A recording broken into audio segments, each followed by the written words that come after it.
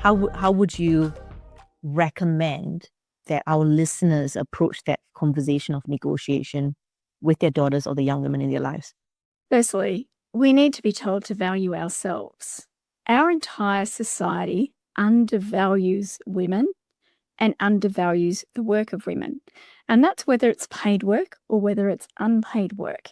So we have over generations internalized this message that our contribution is somehow less than. And so if we actually reflect and go, what value do I actually bring? Women have, whether in the workforce or not, an amazing skill set.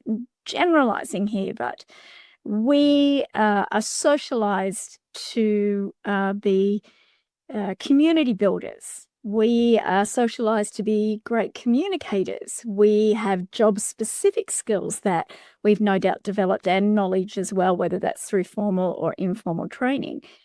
It can be really confronting to look in the mirror and look at yourself and value yourself for who you actually are and your skills and your knowledge and your expertise. Like, we're not allowed to say, I'm really good at this. Because then you're big noting yourself. Women are not encouraged to take up space. Girls are not encouraged to talk about how good they are at something, where we're taught to be humble, and we don't do it in the same way to boys or to men. And so I think we need to look at that socialization aspect, that we are not taught to value ourselves. And so if we are not valuing ourselves and society isn't valuing us, how on earth do we value ourselves economically? And I think it does go back to that. So, stop, look in the mirror and go, I am really good at this. If, it's somebody who's primarily doing work in the home, unpaid work in the home, if we actually look at the value that contributes, you'd be looking at $100,000 for the cooking, the cleaning, the childcare, and all the rest of it.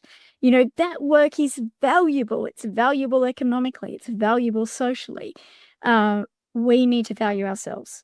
That is my starting point. Teach your daughters to value themselves. Teach them that they have value as humans, as well as what they bring economically. And as I said, the research that said women go in with a business case prepared, they've done the numbers about what they're actually worth. And they use that in negotiation. They're more likely to be knocked back. We need to change the workforce so that doesn't happen. That's, again, a long-term change thing. But yeah, we need to value ourselves to start with. And then if you can do that, it gives you a confidence of, I am worth this. And you know what? If your employer and your workplace doesn't value what you bring, then find somewhere that does. And that is actually really hard for women to do, because generally speaking, there is not that value of women's work. And it might change individual to individual, but as a broad society and economy, we value men's work more than we do women's work.